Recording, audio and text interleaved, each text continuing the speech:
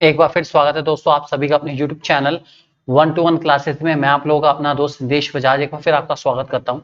आज का हमारा चैप्टर बहुत इंपॉर्टेंट दोस्तों। चैप्टर का नाम है development experience of India comparison with neighbour. One of the most important chapter class 12th के लिए दोस्तों। अगर आपने इस चैप्टर के बारे में कोई इंफॉर्मेशन हासिल नहीं करी, आपको इस चैप्टर के बारे में कुछ नहीं पता, तो यहाँ पर ऊपर एक लिंक आएगा दोस्तों, आप उस लिंक में जा सकते हैं और आप इस चैप्टर के बारे में पूरा डिटेल इन्वेस्टिगेशन पहले पूरा कर सकते हैं। बहुत इंपॉर्टेंट चैप्टर दोस्तों। चैप्टर का नाम है development experience of India with a comparison with neighbours. Most important chapter class 12 के लिए दोस्तों, इकोनॉमिक्स का इंडियन इकोनॉमिक डेवलपमेंट से ये चैप्टर है दोस्तों हमारा। ये वीडियो बहुत ही यूजफुल होने वाली है क्लास 12 के उन बच्चों के लिए जो इकोनॉमिक्स से सीयूईटी की तैयारी कर रहे हैं, यूपी टीजीटी कॉमर्स वालों के लिए, यूपी पीजीटी कॉमर्स वालों के लिए जिनमें इकोनॉमिक्स का पार्ट आने वाला है, क्योंकि ये हमारा जो चैप्टर है ये इंडिया के नेबर्स के साथ रिलेशन को डिफाइन करता है पूरा पूरा। टीजीटी पीजीटी इकोनॉमिक्स के लिए बहुत इंपॉर्टेंट चैप्टर दोस्तों। शुरू करते हैं दोस्तों। पहला क्वेश्चन आपके सामने आ चुका है ऑलरेडी। पहले क्वेश्चन पूछा गया है, dash adopted one child policy as a measure to control population. भाई इनमें से कौन सी कंट्री है जिसने वन चाइल्ड पॉलिसी अडॉप्ट कर ली? ऑब्वियस ही बात है, क्या इसका आंसर इंडिया हो सकता है?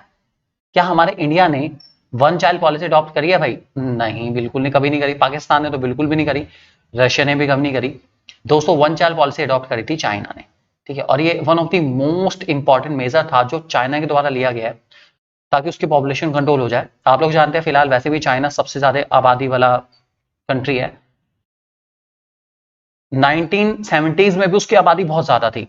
तो देश की तरक्की और देश की व्यवस्था को बनाए रखने के लिए चाइना ने 1970s के अराउंड वन चाइल्ड पॉलिसी लगाई थी, जो कि उसके लिए बहुत इंपॉर्टेंट थी।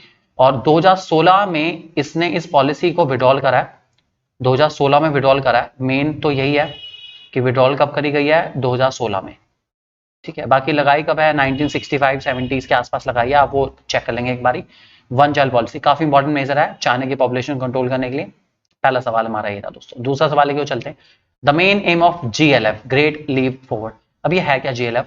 भाई ये बहुत ही इंपॉर्टेंट कैंपेन है जो कि माओ के द्वारा स्टार्ट करी गई थी, ठीक है। GLF, great leap forward. इस कैंपेन के अकॉर्डिंग सभी लोग अपने घर के बैकयार्ड में, मतलब या जो लोग अपने घर के बैकयार्ड में इंडस्ट्री लगाएंगे उनको सरकार कुछ इंसेंटिव, कुछ रिबेट बेसिकली, या कुछ बेनिफिट, एडिशनल बेनिफिट देगी ताकि चाइना में इंडस्ट्रियलाइजेशन को प्रमोट करा जा सके। तो ये पूरा पूरा इंडस्ट्रीज के ऊपर बेस है दोस्तों। तो इसीलिए इसका सही आंसर हमारा बैठेगा सेकेंडरी सेक्टर। तो ग्रेट लीप फॉरवर्ड कैंपेन में लोगों को इंडस्ट्रियलाइजेशन को प्रमोट करने के लिए अपने घरों में या अपने घर के बैकयार्ड में एक इंडस्ट्री सेटअप करनी थी। वो इंडस्ट्री किसी भी चीज की हो सकती थी ताकि चाइना में इंडस्ट्रियलाइजेशन को प्रमोट करा जा सके। सो यह है दोस्तों इसका सही आंसर सेकेंडरी सेक्टर हमारा। नेक्स्ट क्वेश्चन, क्वेश्चन नंबर 3 आपके सामने आ चुका है। Introduction of economic reforms in Pakistan. Pakistan में इकोनॉमिक रिफॉर्म, इकोनॉमिक रिफॉर्म का मतलब होता है एलपीजी पॉलिसी, या फिर जिसको हम कह सकते हैं न्यू इकोनॉमिक पॉलिसी। कब आई थी पाकिस्तान में न्यू इकोनॉमिक पॉलिसी? कब आई दोस्तों? सोचिए सोचिए सोचिए, क्या हो सकता है इसका आंसर? इसका सही आंसर मिलेगा दोस्तों आपको 1988। मैं आपको बता देता हूं 3 कंट्री के बारे में। 1978 में चाइना में आई है पॉलिसी, चाइना की है ये, ठीक है। 80 में किसी में नहीं आई। 1991 की इंडिया की है मेन आपकी, और 1988 की पाकिस्तान की है, ठीक है। तो ये आपको ध्यान रख के चलना दोस्तों हर हाल में। ये काफी ज्यादा इंपॉर्टेंट क्वेश्चन बन सकता है आप लोगों के लिए कि किस कंट्री में इकोनॉमिक रिफॉर्म्स या न्यू इकोनॉमिक पॉलिसी या एलपीजी पॉलिसी कब आई थी। ये आपको हमेशा ध्यान रख के चलना है। इससे रिलेटेड क्वेश्चन आने के चांसेस काफी ज्यादा हैं और आपको 100% बेनिफिट मिलेगा और आप ध्यान रख के चलेंगे दोस्तों। नेक्स्ट क्वेश्चन चलते हैं, क्वेश्चन नंबर 4। माओ इनिशिएटिव ग्रेट लीप। अभी मैंने आपको बताया था माओ ने जीएलएफ कैंपेन लॉन्च करी थी। कब लॉन्च करी थी? सोचिए एक बारी। क्या 1951 है, 55 है, 58 है या 62 है दोस्तों? सोचिए एक बार, माइंड में लेकर आइए दोस्तों, क्या हो सकता है इसका सही आंसर? कब आई थी चाइना में ग्रेट लीप फॉरवर्ड कैंपेन? ये आई थी दोस्तों हमारी 1958 में। तो ऑप्शन नंबर 3 हमारा करेक्ट माना जाएगा दोस्तों। 1958 की कैंपेन है, दैट इज जीएलएफ कैंपेन 1958 की दोस्तों। काफी इंपॉर्टेंट कैंपेन है और इसमें अपने घरों में लोगों ने इंडस्ट्रियलाइजेशन को सेटअप करा था और गवर्नमेंट की स्कीम थी लोगों को बेनिफिट दिए जा रहे थे, इसलिए लोगों ने सेटअप करा। और आज मुझे लगता है शायद चाइना की सक्सेस के पीछे एक बहुत बड़ा रोल इस कैंपेन का रहा है दोस्तों, ध्यान रख के चलेंगे आप लोग। नेक्स्ट क्वेश्चन, क्वेश्चन नंबर 5 आ चुका है। Which are the following countries initiated its process of economic reform in the 1991? 1991 में किसने इकोनॉमिक रिफॉर्म अडॉप्ट करे? तो दोस्तों मैंने अभी आपको बताया 1991 में हमारे इंडिया ने ही अडॉप्ट करे थे। अभी मैंने आपको याद कराया है चाइना के 1978 है, पाकिस्तान की 1988 है, रशिया को तो बहुत पुराना हो गया, छोड़िए उसके बारे में बात नहीं करेंगे। तो इंडिया हमारा इसका सही आंसर है। 1991 में न्यू इकोनॉमिक पॉलिसी हमारी आई थी, और इसके जो कर्ता धर्ता थे न्यू इकोनॉमिक पॉलिसी के, मतलब किस ने इस न्यू इकोनॉमिक पॉलिसी को लॉन्च करा था दोस्तों, तो वो थे हमारे उस टाइम के देश के बहुत ही फेमस फाइनेंस मिनिस्टर, जो कि हमारे देश के प्राइम मिनिस्टर भी रहे हैं, doctor Manmohan Singh, one of the world finest economist रहे हैं दोस्तों वो। तो उन्होंने उस टाइम पे वो देश के फाइनेंस मिनिस्टर थे डॉक्टर मनमोहन सिंह, जो कि बाद में देश के प्रधानमंत्री प्राइम मिनिस्टर बने। उन्होंने न्यू इकोनॉमिक पॉलिसी का नींव रखा था कि क्या होगी new economic policy, liberalisation, privatisation, globalisation क्या होगा क्या नहीं होगा, सब उन्होंने ही बताया था दोस्तों। Next question, introduction of economic reform in China took place in the year, मैंने आपको भी बताया चाइना में रिफॉर्म आए थे दोस्तों 1978 में, आप लोग ध्यान रखे चलेंगे, इससे रिलेटेड क्वेश्चन काफी इंपॉर्टेंट रहेंगे हमारे।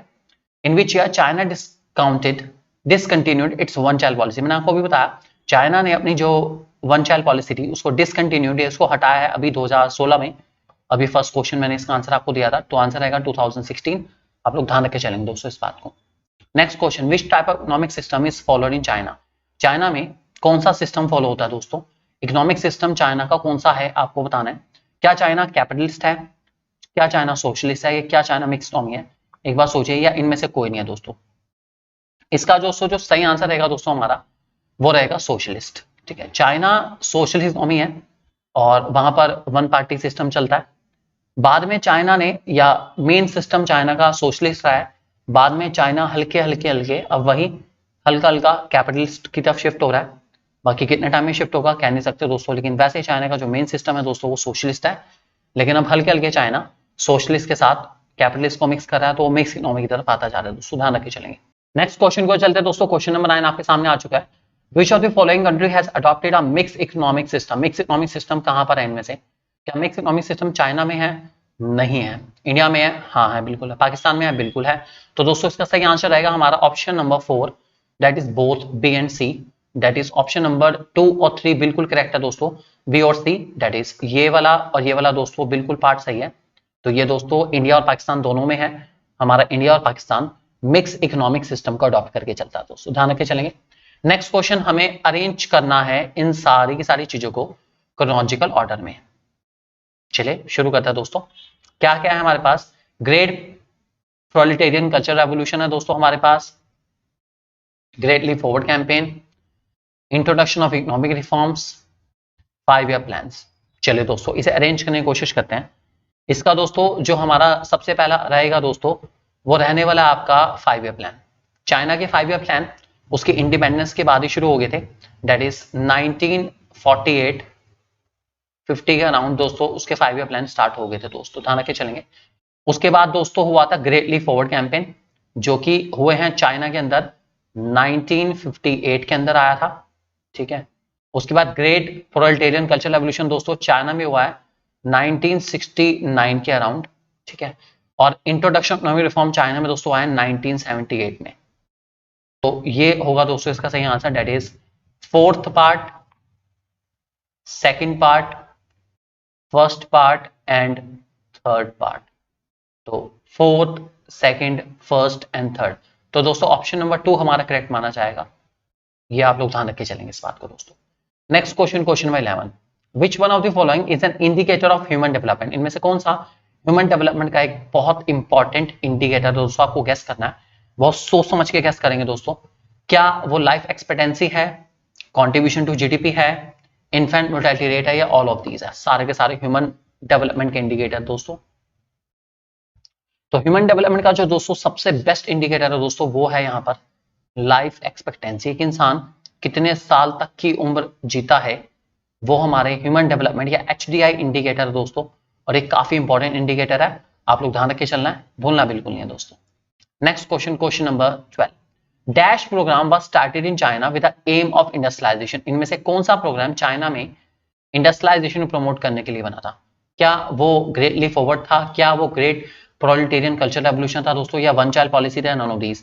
तो इसका सही आंसर रहेगा दोस्तों हमारा great leap forward. Great leap forward मैंने आपको बताया अभी कि सब लोग अपने घरों में इंडस्ट्रीज को सेटअप करेंगे और एक काफी इंपॉर्टेंट प्रोग्राम है, ठीक है। जबकि ग्रेट प्रोलेटेरियन कल्चर रेवोल्यूशन में लोगों को अपने कल्चर की पहचान कराने के लिए उन सबको कुछ समय कंट्री यार्ड में, मतलब गांव में बिताने को कहा गया, या मिट्टी से जुड़ने को कहा गया कि वो अपनी मिट्टी से कनेक्टेड रहें। That is great proletarian culture revolution. और one child policy population control करने के लिए आया था, आपको पता है already. Next question, question number 13, dash has the highest life expectancy at birth. इनमें से किसकी लाइफ एक्सपेक्टेंसी सबसे ज्यादा? दोस्तों बहुत ही सिंपल सा क्वेश्चन है, ये काफी कॉमन सेंस है। लाइफ एक्सपेक्टेंसी सबसे ज्यादा आपको मिलेगी कहां पे? चाइना में। चाइना में लाइफ एक्सपेक्टेंसी बहुत ज्यादा है, 70 साल से ज्यादा है, 70 ईयर से प्लस लाइफ आपको मिल जाएगी चाइना के लोगों की। इंडिया में ये अराउंड 68 ईयर्स के आसपास, 68-69 ईयर्स के आसपास है, जबकि पाकिस्तान में ये कंपैरेटिवली कम है और ये अराउंड आपकी 65 के आसपास है दोस्तों, ठीक है, अराउंड 65 ईयर्स के आसपास है। आप लोग ध्यान रख के चलें, सबसे ज्यादा लोग 70 प्लस मान के चलिए आप, चाइना के आसपास लोग की लाइफ है। तो लाइफ एक्सपेक्टेंसी सबसे बेस्ट आपको कहां मिलेगी? चाइना मिलेगी दोस्तों, इन तीनों कंट्री में। नेक्स्ट हमारे पास क्वेश्चन आ चुका है, rank India, Pakistan and China in terms of better value of human development index. इनमें से कौन सा कंट्री हमारा ह्यूमन डेवलपमेंट इंडेक्स पर तीनों कंट्री में से नंबर 1 पर आता है? तो दोस्तों नंबर 1 तीनों में अगर कंपेयर करूं तो फर्स्ट पोजीशन चाइना को दी जाएगी, सेकंड पे आएगा इंडिया और थर्ड पे आएगा पाकिस्तान दोस्तों।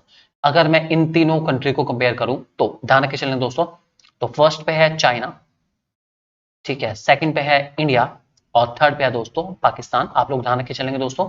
तो ऑप्शन नंबर 4 हमारा बिल्कुल करेक्ट है इस क्वेश्चन में। Next question, which of the following country follow the five year plan pattern of economic development. इनमें से कौन सी कंट्री ने 5-ईयर प्लान को फॉलो करा? तो दोस्तों इंडिया में 5-ईयर प्लान फॉलो होते हैं, आप लोग जानते हैं, चाइना में फॉलो होते हैं, पाकिस्तान में फॉलो होते हैं। तो इसका सही आंसर रहेगा दोस्तों ऑल ऑफ दीज, सबने 5-ईयर प्लान को फॉलो करा है, जो कि काफी अच्छी बात है। Next question, which sector of economy contributes the highest to the India GDP. किस सेक्टर का कंट्रीब्यूशन इंडिया की जीडीपी में सबसे ज्यादा हाईएस्ट है दोस्तों? क्या वो हमारा सर्विस सेक्टर है, क्या वो हमारा प्राइमरी सेक्टर है, या वो हमारा इंडस्ट्रियल या सेकेंडरी सेक्टर? दोस्तों सोच समझ के आंसर देने की कोशिश करेंगे दोस्तों। इसका आंसर आप मुझे देंगे कमेंट सेक्शन में जाके कि क्या इसका सही आंसर है आपके अकॉर्डिंग, या जितनी आपकी नॉलेज है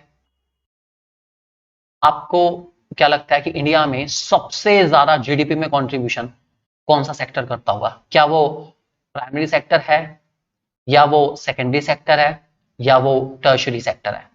नन ऑफ दीज तो ऑब्वियसली बात है, इसका आंसर नहीं हो सकता। इन तीन में से एक इसका आंसर है दोस्तों, और वो आप मुझे देंगे कमेंट सेक्शन में जाके। सही जवाब को पिन अप कर दिया जाएगा, कमेंट सेक्शन में जाके जरूर बताइएगा इनमें से दोस्तों इंडिया में सबसे ज्यादा जीडीपी में कंट्रीब्यूशन कौन सा सेक्टर करता है। इंतजार रहेगा आपके कमेंट का दोस्तों कमेंट सेक्शन में। Next question, dash started a development program at the same time. इनमें से कौन कौन सी कंट्री ने development program that is LPG policy लगभग सेम टाइम पे स्टार्ट करी थी? तो दोस्तों अगर आप ध्यान से देखेंगे तो चाइना, इंडिया और पाकिस्तान, इन सभी ने अपना डेवलपमेंट प्रोग्राम लगभग सेम टाइम पे स्टार्ट करा था। लेकिन चाइना बहुत आगे निकल गया, सभी ने उसी टाइम पे सोचा, सबको वही 1948-50 के टाइम पे सबने सोचा भाई कुछ करना है, कुछ करना है, कुछ करना है, ठीक है, डेवलपमेंट प्रोग्राम बनाए, इकोनॉमिक रिफॉर्म भी स्टार्ट करे सबने। तो तीनों कंट्री ने ही लगभग अपने प्रोग्राम सेम टाइम पे स्टार्ट करे, बस चाइना काफी आगे निकल गया और इंडिया और पाकिस्तान कंपैरेटिवली थोड़े से पीछे रह गए दोस्तों, ध्यान रख के चलेंगे आप। नेक्स्ट क्वेश्चन, क्वेश्चन नंबर 18 आपके सामने आ चुका है, the understanding of economic of neighbouring countries is essential because. क्यों हमें अपने पड़ोसी देशों का अंदाजा होना चाहिए?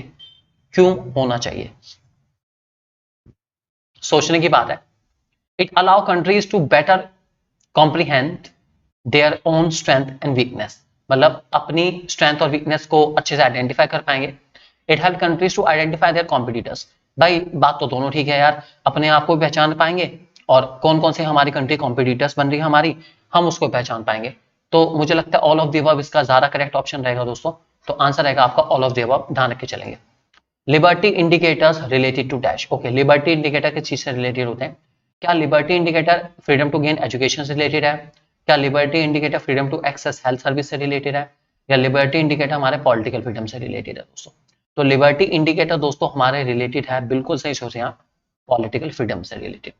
जैसे चाइना में कोई पॉलिटिकल फ्रीडम नहीं है बिल्कुल भी, चाइना में वन पार्टी रूल है, ठीक है, चाइना में बिल्कुल पॉलिटिकल फ्रीडम नहीं है, और ना वहाँ पे प्रेस के पास फ्रीडम है, किसी को फ्रीडम नहीं है बिल्कुल भी वहाँ पे। चाइना में हर बात को बहुत आसानी से दबा दिया जाता है। तो इसका सही आंसर रहेगा दोस्तों हमारा ऑप्शन नंबर 1। आपके जो लिबर्टी इंडिकेटर है वो हमेशा हमेशा हमेशा पॉलिटिकल फ्रीडम से रिलेट होंगे दोस्तों, ध्यान रखिए। चलिए, which economic was after the international economic reform, इनमें से कौन सी कंट्री की हालात खराब हो गए इकोनॉमिक रिफॉर्म इंट्रोड्यूस करने के बाद? तो दोस्तों अगर आप एनसीईआरटी को पढ़ें अच्छे से तो उसमें बताया गया कि इंडिया की हालत तो फिर भी ठीक रही, लेकिन पाकिस्तान की हालत बहुत ज्यादा खराब हो गई है। जो इकोनॉमिक रिफॉर्म है उसके इंट्रोडक्शन के बाद पाकिस्तान की हालत बहुत ज्यादा खराब हुई है, ये आप लोग ध्यान रख के चलेंगे दोस्तों। तो इसका सही आंसर रहेगा दोस्तों पाकिस्तान। तो ये था दोस्तों हमारा एक छोटा सा वीडियो, आज का टॉपिक हमने कवर करा दोस्तों, जिस टॉपिक का नाम है आपका development experience of India comparison with neighbours. बहुत ही इंपॉर्टेंट चैप्टर है क्लास 12 के लिए जो सीयूटी की तैयारी कर रहे हैं, यूपीटीजीटी, पीजीटी, कॉमर्स, इकोनॉमिक्स, बहुत लोगों के लिए चैप्टर बहुत इंपॉर्टेंट है। बहुत अच्छे तैयारी करके चलेंगे दोस्तों। Thank you very much for being with us. Have a nice day. God bless you and take care.